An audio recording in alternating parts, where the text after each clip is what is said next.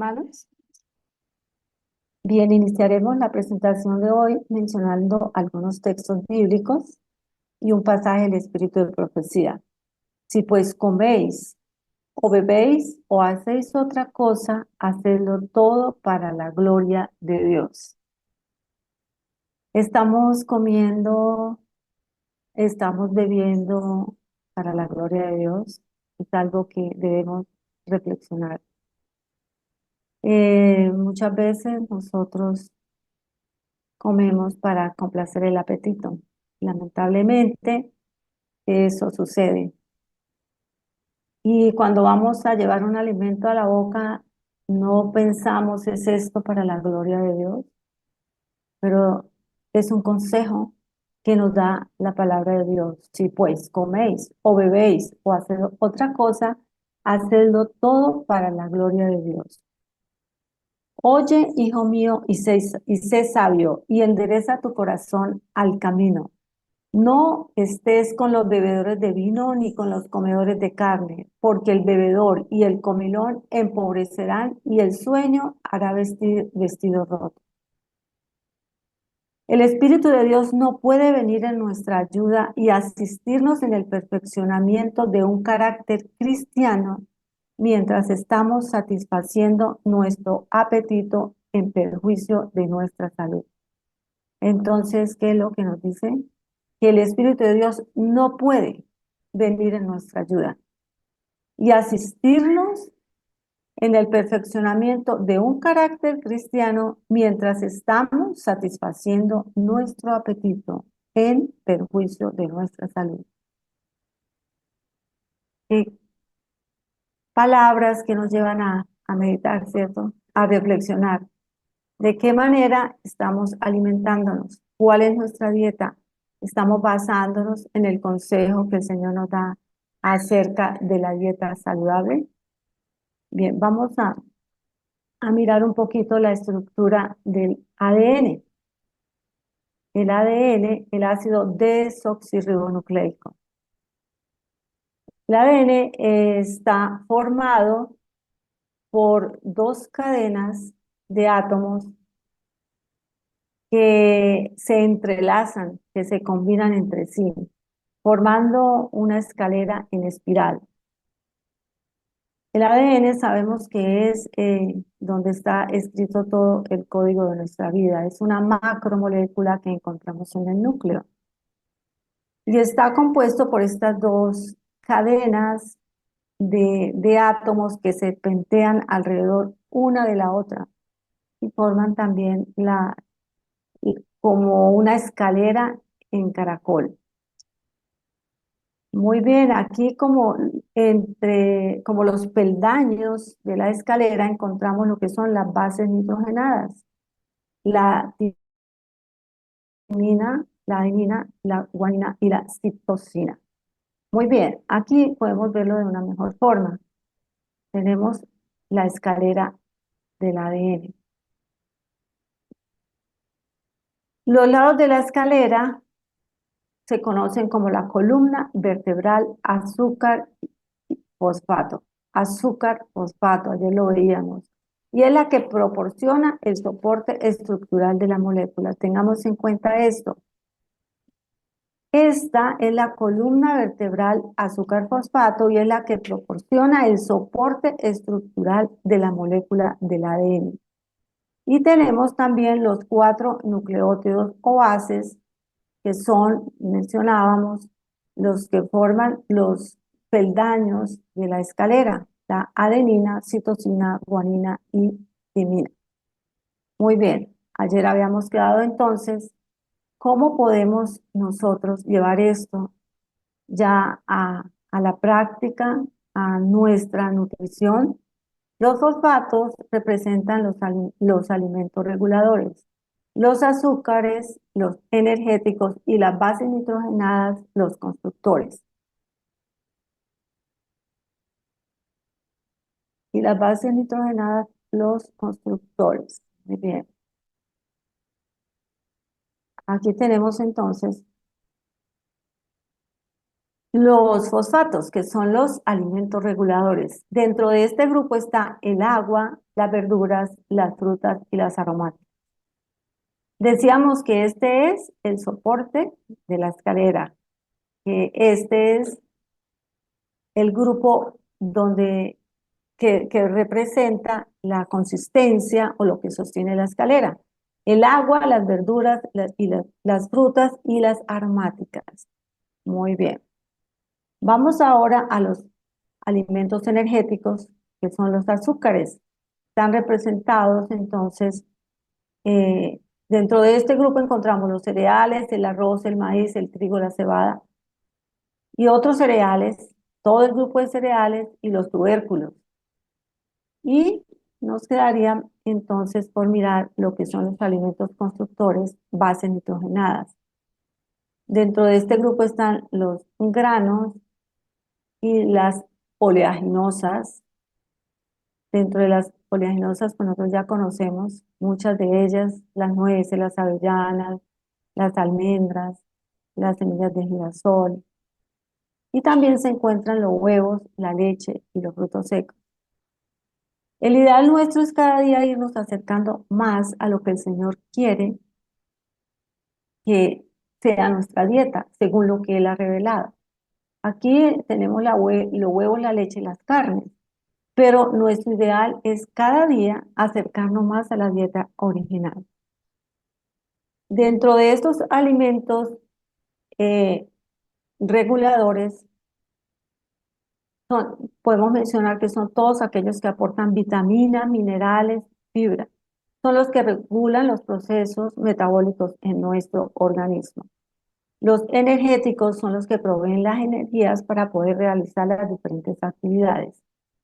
Y dentro de los constructores, pues podemos mencionar que son todos aquellos ricos en proteínas y aminoácidos que son indispensables en la formación de los tejidos, en células, enzimas, hormonas y otros órganos fundamentales para el cuerpo. ¿Cómo debiera ser entonces un plato de comida nuestra? El 50% de ese plato debería estar conformado por los alimentos reguladores. ¿Y cuáles son? El agua, las verduras, las frutas.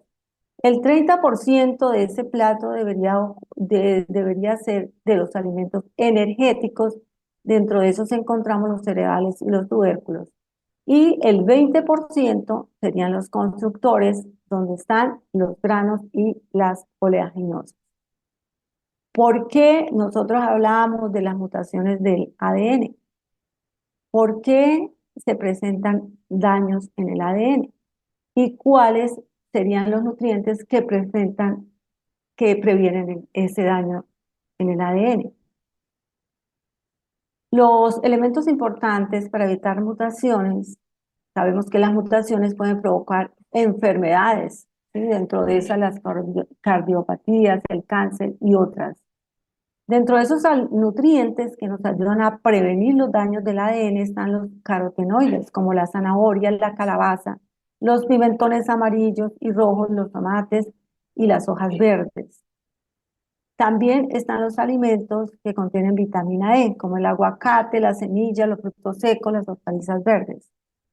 Ahora, ¿qué nutrientes facilitan la síntesis del ADN? Está el ácido fólico.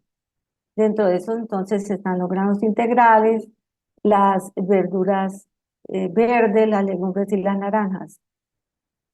Y otro nutriente, la vitamina B12, dentro de esos están las algas marinas, la levadura nutricional. El zinc, dentro del zinc, alimentos que contienen zinc, germen de trigo, semillas de calabaza, frutos secos. Magnesio, ¿qué alimentos contienen magnesio? El cacao, el chocolate negro, no el comercial. Y pues bueno, también en esto podemos formularnos un interrogante acerca del cacao e investigar si es un alimento adecuado para nuestra dieta. Y está también el plátano, el magnesio, perdón, el plátano y el aguacate que contienen magnesio. Ahora, ¿cuáles son los nutrientes que ya vienen a reparar el ADN cuando se ha presentado algún daño, alguna alteración? ¿Cuáles serían esos nutrientes que nos ayudan a reparar el ADN? Durante la síntesis de ADN, la mayoría de las ADN polimerasas comprueban su trabajo. Es interesante la forma como el Señor nos ha creado. En esta síntesis de proteínas, en este trabajo que desempeña esta macromolécula, existen unas enzimas que se llaman las ADN polimerasas. Ellas están comprobando el trabajo que están haciendo las bases nitrogenadas. ¿Cómo comprueban ellas su trabajo? Ellas están arreglando la mayoría de las bases que quedan mal emparejadas. De esta manera, están haciendo un proceso de corrección. Y ellas son las que se encargan de ayudar cuando ha ocurrido un mal enlace. ¿Cuáles son los alimentos importantes para que el cuerpo repare esas mutaciones provocadas en el daño del ADN? Tenemos la vitamina B3 y el ácido fólico. Dentro de la vitamina B3, entonces están los cacahuetes, las semillas de girasol, los champiñones. Y dentro del ácido fólico encontramos también alimentos que contienen ácido fólico, hojas y verduras verdes, cereales y frutas. A veces nosotros decimos, bueno, pues en lugar de esto yo me voy a comprar un suplemento, porque este suplemento contiene lo que necesito. Pero el consumo de suplementos nutricionales no siempre obtiene los mismos resultados. Es decir, podemos afirmar que no obtiene los mismos resultados. Se calcula que nuestro ADN puede tener daños alrededor de 800 veces por hora. Pueden presentarse 800 incidentes de daño en el ADN por hora. Y ese daño puede causar mutaciones que pueden llevar a ocasionar un cáncer si no se reparan a tiempo. Cada día ocurren miles de accidentes que afectan nuestro ADN, ya sea por el propio metabolismo o por contacto de fuentes de radiación, exposición a sustancias tóxicas. Nosotros en el hogar generalmente nos gusta usar muchos sustancias para que el aroma de la casa se mantenga, para que la ropa esté bien desperpudida. En fin, nosotros usamos constantemente sustancias tóxicas. Otro agente mutagénico puede ser el tabaco o una amplia variedad de sustancias químicas, pero solo una mínima cantidad, más o menos el 0,02 se acumula como daños permanentes. Los otros daños pueden ser reparados, dependiendo de varios agentes, de varios aspectos. Afortunadamente, la regulación de los mecanismos de reparación del ADN es un proceso biológico que se ve influenciado por lo que comemos. De ahí la explicación por qué alimentos de origen vegetal son tratamientos preventivos contra el cáncer. Muy bien. Las frutas y las verduras es algo que no debe faltar en nuestra dieta diaria, porque ellas nos están aportando cantidades de antioxidantes y también son una fuente importante de fitonutrientes. Pero podríamos preguntar qué tan importantes entonces son los antioxidantes y los fitonutrientes en nuestra alimentación. Ellos activan enzimas de desintoxicación, modulan la expresión de los genes e incluso pueden modular las rutas de reparación del ADN. Así que es muy importante el consumo de frutas y verduras. ¿Cómo podemos preparar nosotros una ensalada que tenga todos los nutrientes que necesitamos en la parte, pues ya de lo que corresponde a los alimentos que están dentro del grupo que mencionábamos, que ocupa el 50% de nuestro ADN? ¿Recordamos cuáles son?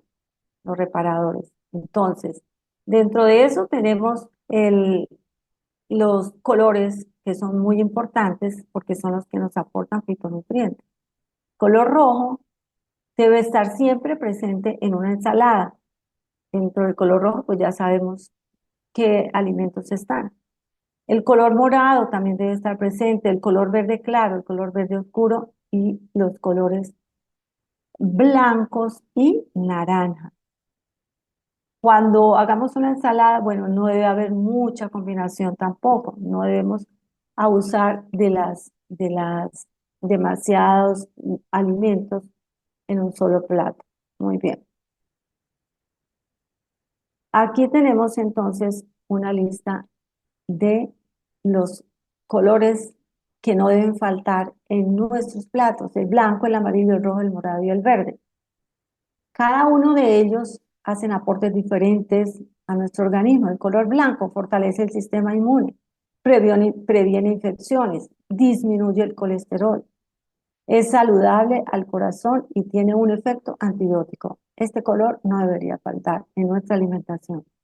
Y así, cada uno de estos colores tiene sus diferentes aportes a nuestro cuerpo. El amarillo disminuye el colesterol, es saludable para el corazón, regenera los tejidos, protege la visión, previene algunos tipos de cáncer.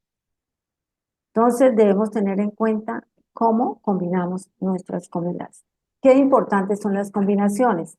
Nosotros no deberíamos tener mucha variedad en la comida. Se hace daño a la salud con la variedad de alimentos que se ven en muchas mesas. Esto es un pensamiento revelado.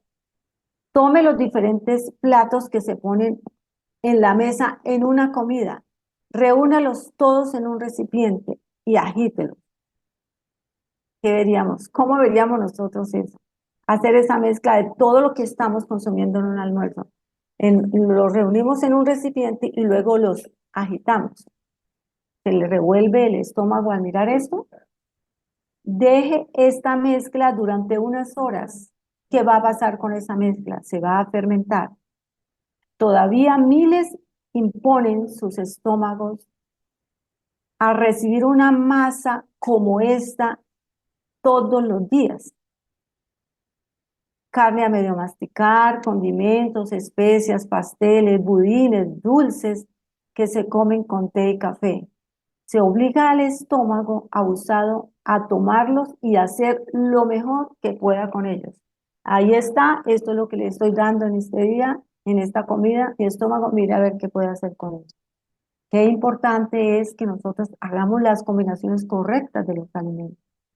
Es importante saber hacer combinaciones sanas de alimentos. Gran parte del secreto de una alimentación saludable está en la variedad y la correcta combinación de los alimentos.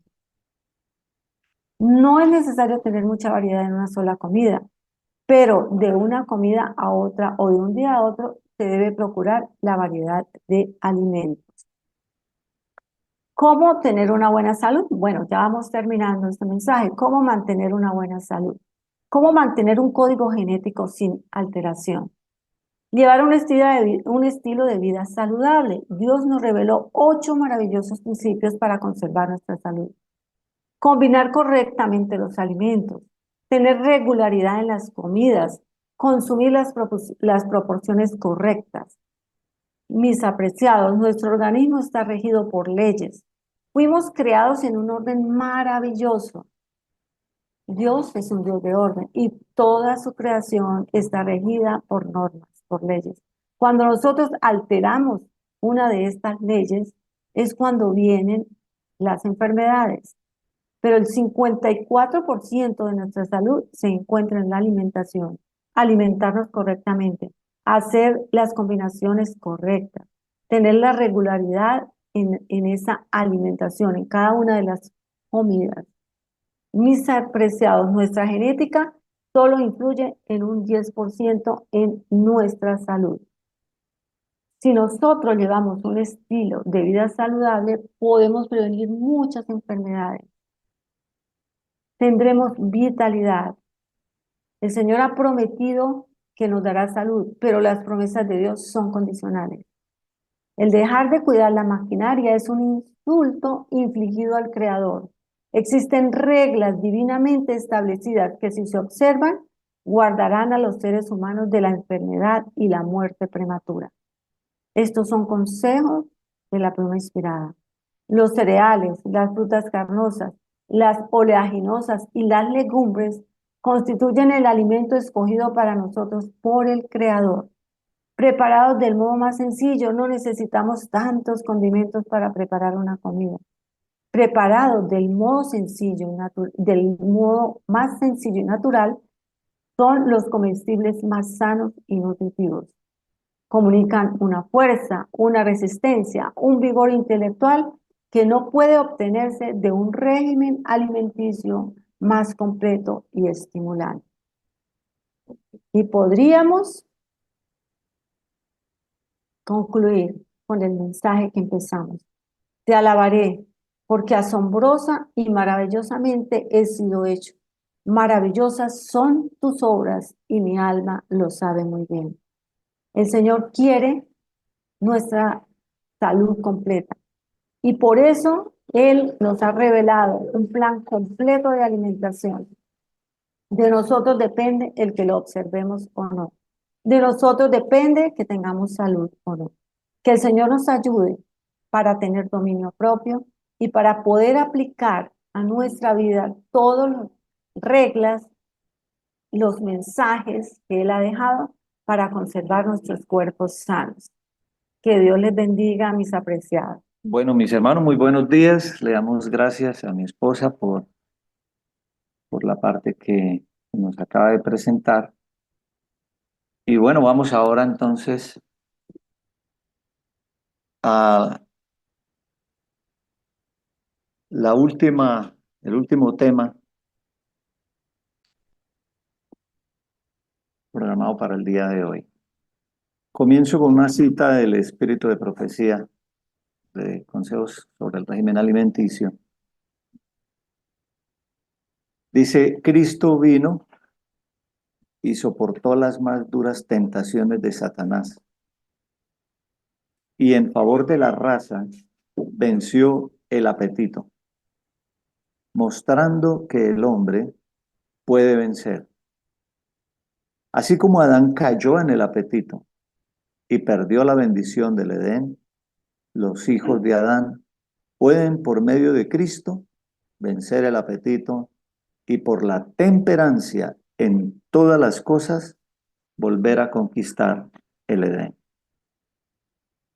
Hermosa promesa. Hoy vamos a ver varias promesas, un buen número de promesas que nos alientan, que nos dan esperanza, que nos dan valor. Sabemos que la lucha que tenemos no es fácil, la lucha no es contra carne y sangre, sino contra las potestades de las tinieblas, pero el Señor Jesucristo dijo o nos dice la palabra de Dios, que Él venció y que mostró que nosotros también podemos vencer.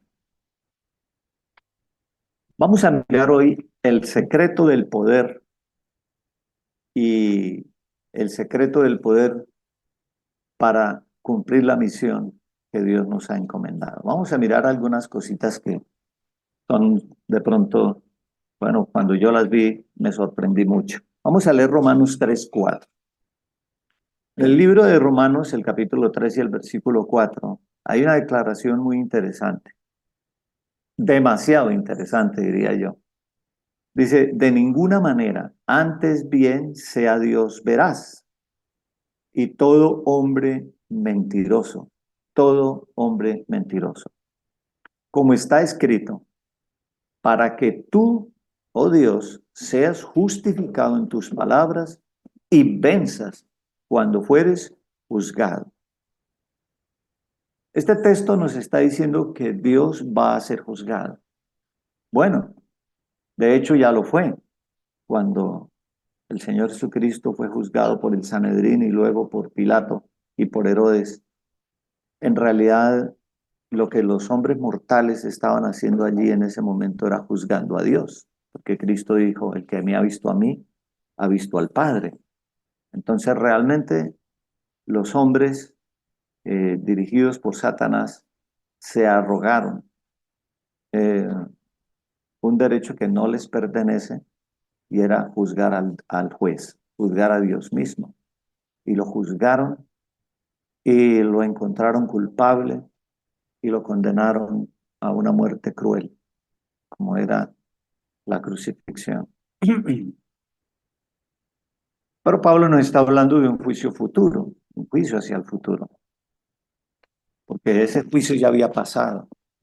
Entonces, nos dirigimos hacia un juicio al final de la historia de la humanidad, donde Dios va a ser juzgado por los arteros y mentirosos sofismas de Satanás y los que están aliados con él, los ángeles caídos y toda la humanidad que se ha puesto en contra de Dios.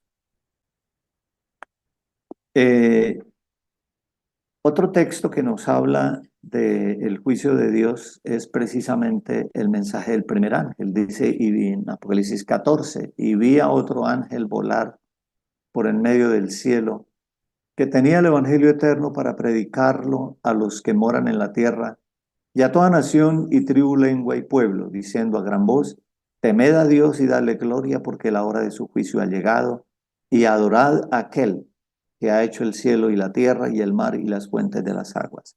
Temed a Dios y dadle gloria, porque la hora de su juicio ha llegado. Aquí se nos invita al pueblo escogido a darle gloria a Dios. Y me gustaría mucho que pudiéramos ver qué es realmente lo que significa darle gloria, ¿verdad? Porque, bueno, a veces se piensa que darle gloria a Dios es cantar himnos y alabarlo y aleluya. Y pues digamos que cantar himnos y orar y hablar de la palabra de Dios, pues es alguna parte, y yo diría una parte pequeña de lo que significa realmente darle gloria a Dios. En el libro de Mateo, el capítulo 5 y el versículo 14 nos ayuda a comprender lo que significa darle gloria a Dios.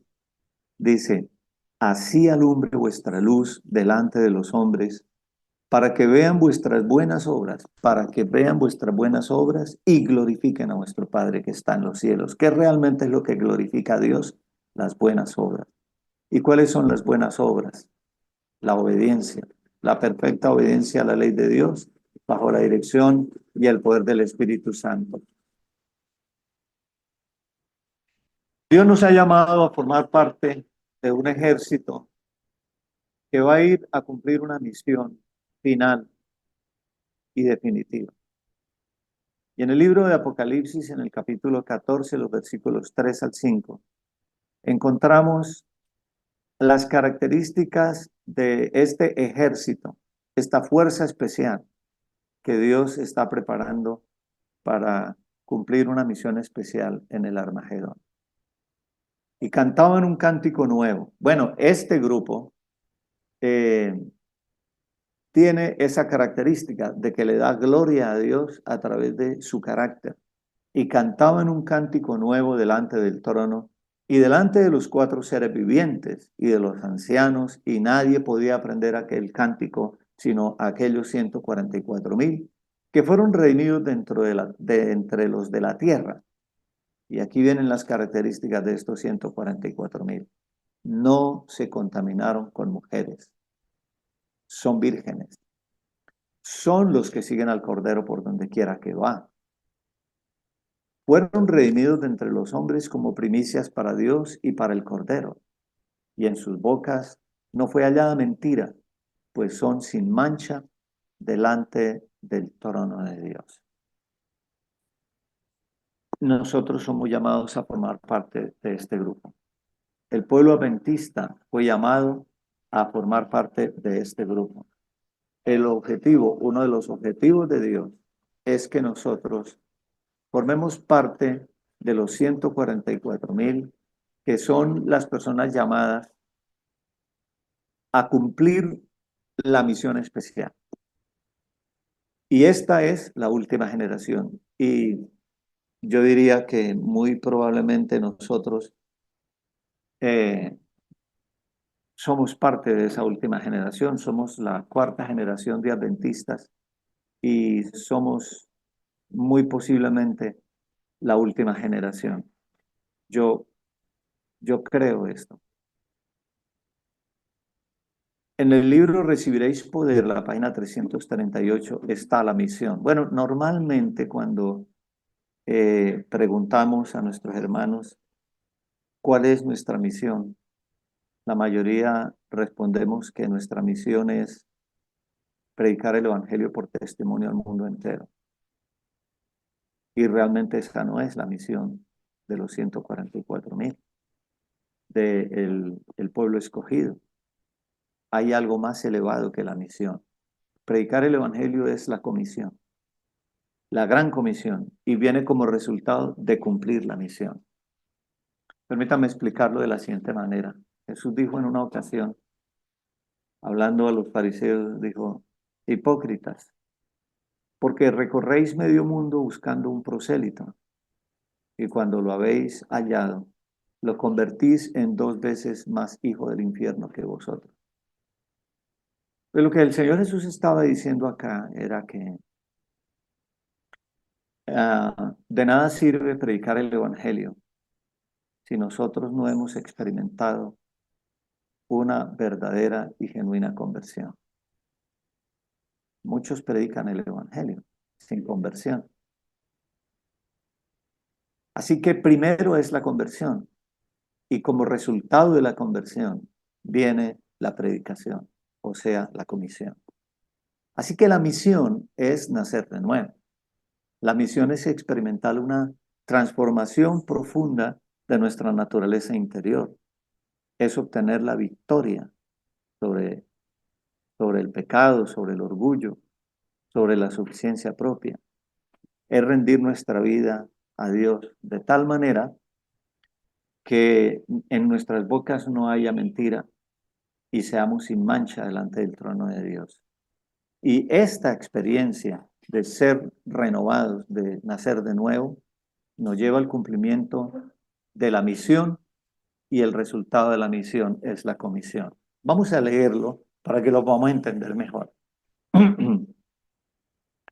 El plan de redención tenía un propósito todavía más amplio y profundo que el de salvar al hombre.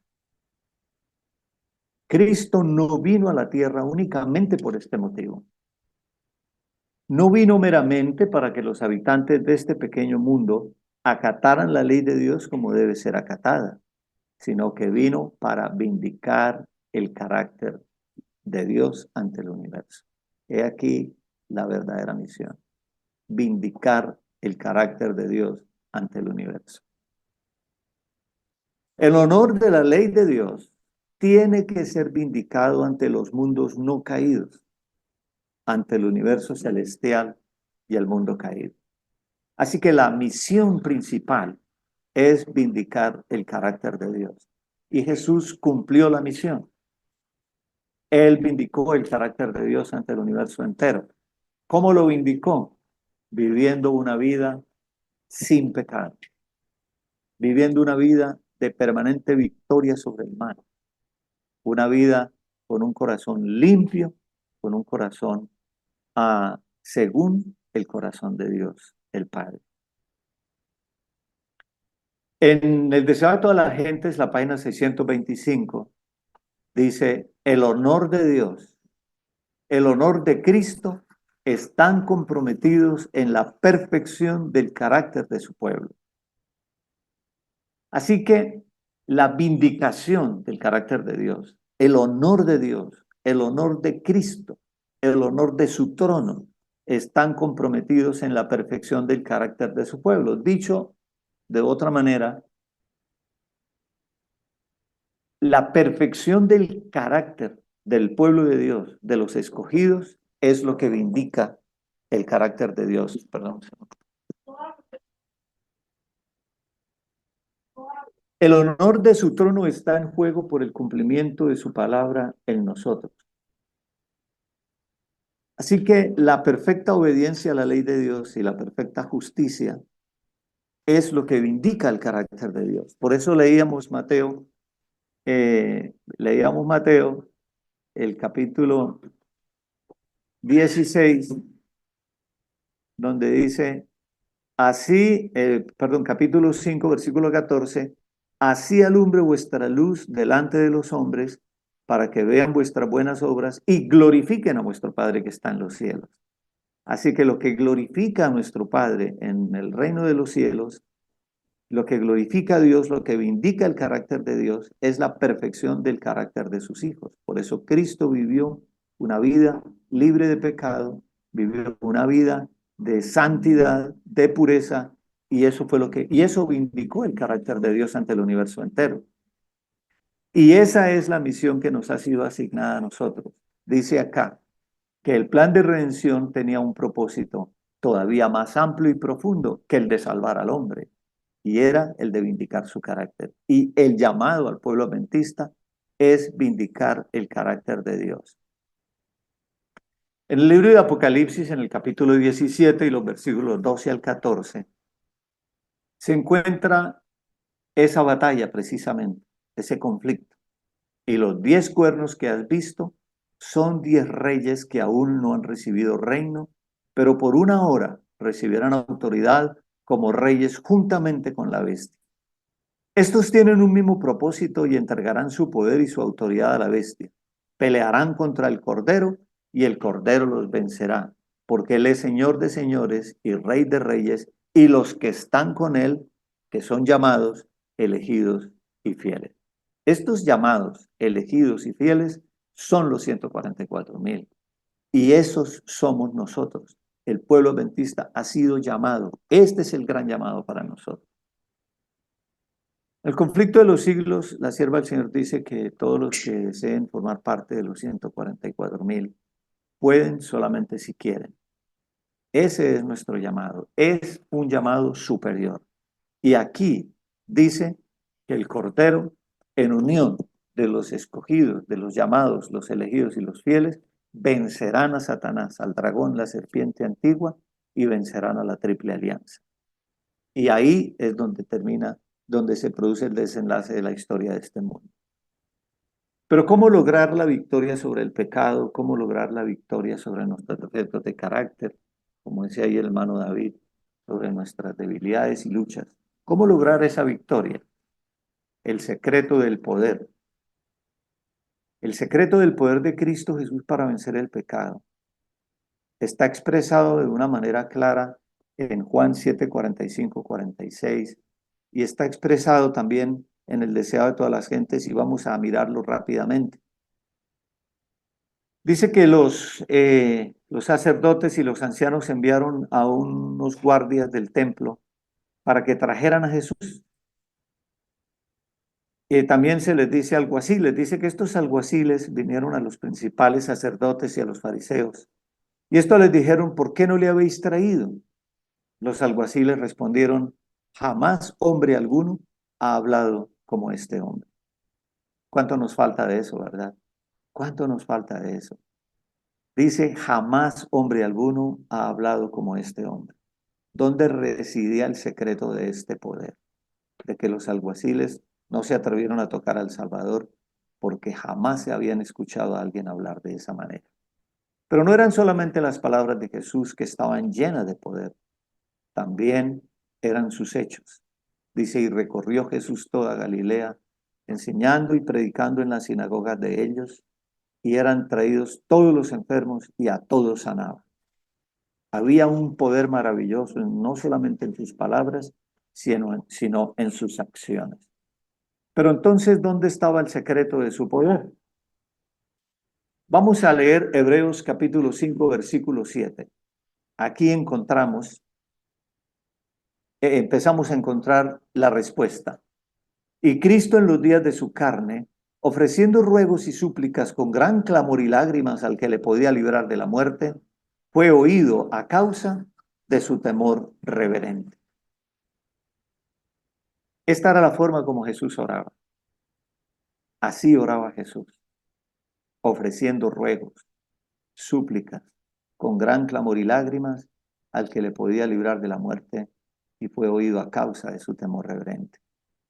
Y sabemos que el cenit de sus oraciones se cumplió en el Getsemaní, cuando su oración era de una naturaleza tan ardiente, tan clamorosa, tan suplicante, que sudó gruesas gotas de sangre. Por eso dice el apóstol Pablo, aún no habéis luchado hasta la sangre. Los discípulos del Señor Jesús se habían alejado por algún corto tiempo de su Señor y al volverlo encontraron absorto en comunión con Dios. Como si no percibiese la presencia de ellos, él continuó orando en voz alta. Su rostro irradiaba un resplandor celestial. Parecía estar en la misma presencia del invisible. Había un poder viviente en sus palabras, como si hablara con Dios. Los corazones de los atentos discípulos quedaron profundamente conmovidos. Habían notado cuán a menudo dedicaba largas horas a la soledad en comunión con su Padre. Pasaba los días socorriendo las multitudes que se aglomeraban en derredor suyo y revelando los arteros sofismas de los rabinos. Esta labor incesante lo dejaba a menudo tan exhausto que su madre y sus hermanos y aún sus discípulos temían que perdiera la vida. Pero cuando regresaba de las horas de oración con que clausuraba el día de labor, notaban la expresión de paz en su rostro, la sensación de refrigerio que parecía irradiar de su presencia. Salía mañana tras mañana, después de las horas pasadas en comunión con Dios, a llevar la luz del cielo a los hombres. Al fin, los discípulos habían comprendido la relación íntima que había entre sus horas de oración y el poder de sus palabras y sus hechos. Ahora, mientras escuchaban sus súplicas, sus corazones se llenaron de reverencia y humildad. Cuando Jesús cesó de orar, exclamaron con una profunda convicción de su inmensa necesidad personal: Señor, enséñanos a orar. El secreto del poder de Jesús en sus palabras y en sus hechos eran sus hábitos de oración.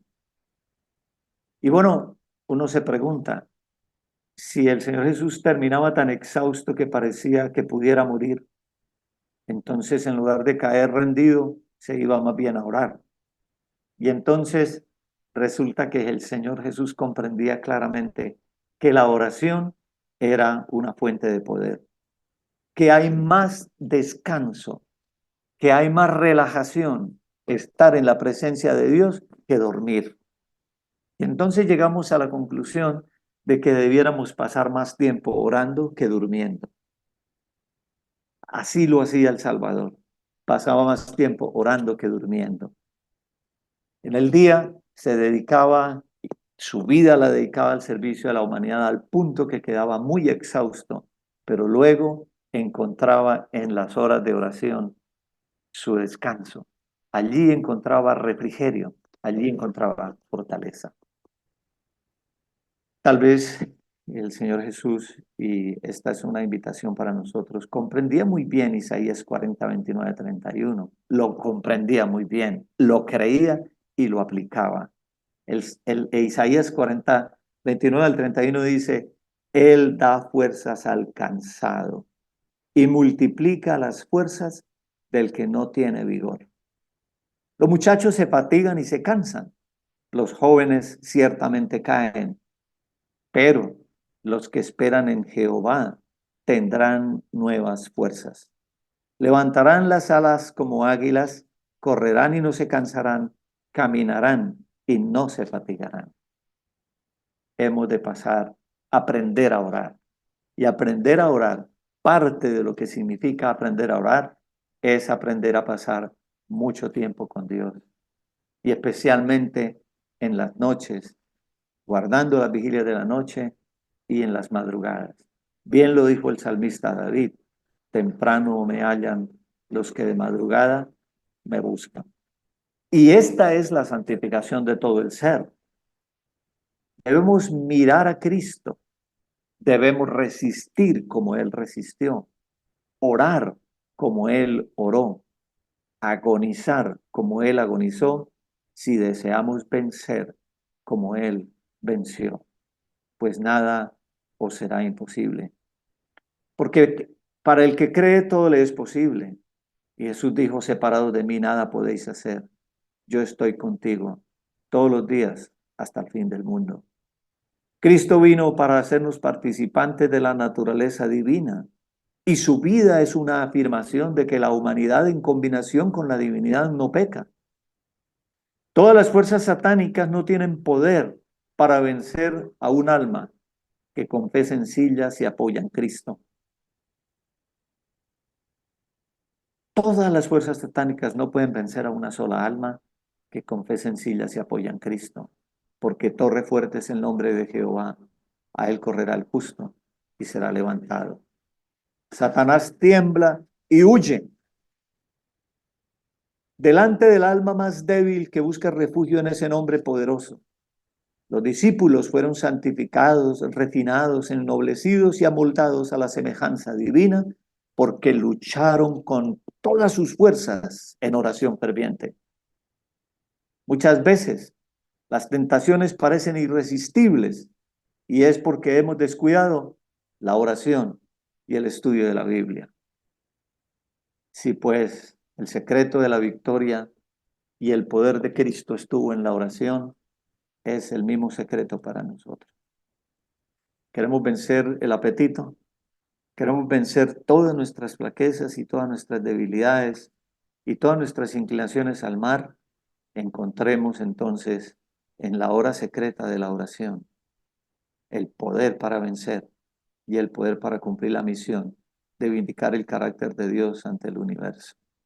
Esa es nuestra única esperanza. Encontrar en la oración secreta el poder. Entrar en la presencia de Dios y quedarnos con Él. Esa es la invitación, queridos hermanos. Que el Señor les bendiga y que el Señor les dé la bendición de aprender a orar, pues es nuestra mayor necesidad. Oremos. Nuestro Padre y nuestro Dios todopoderoso y eterno, que moras en los cielos, santificado y glorificado sea tu nombre por siempre. Padre, gracias por tu palabra. Gracias por el maravilloso don del Espíritu Santo. Gracias por el don inefable de nuestro Señor Jesucristo, que pagó nuestra deuda y que ahora intercede por nosotros en el santuario celestial, en esa maravillosa obra de expiación en nuestro favor. Ayúdanos a vivir conforme a tu voluntad, en completa conformidad con tu voluntad. No somos dignos de este llamado, somos inmerecedores, pero nos amaste primero y nos has llamado a cumplir la misión más elevada que le haya sido asignada alguna vez a los mortales, y es la de vindicar tu carácter ante el universo entero. Tal vez aún no comprendemos, y seguramente que sí, no comprendemos en toda la plenitud lo que significa este llamado, pero por la fe lo creemos y lo aceptamos. Como el profeta decimos, he aquí, envíame a mí. Nos abandonamos en tus manos poderosas de amor para que tú nos santifiques por completo, para que todo nuestro espíritu, alma y cuerpo sea guardado irreprensible para el día de tu regreso. Bendice este grupo de hermanos que se reúnen cada día. Santo Espíritu los corone de gloria y los prepare para cumplir esta misión sagrada. Nos abandonamos en tus manos y confiamos en tu cuidado y en tu protección. Muchas gracias por darnos la fe para creer lo que nos has prometido. En el nombre poderoso de nuestro Señor Jesucristo te lo rogamos y te lo agradecemos todo. Amén.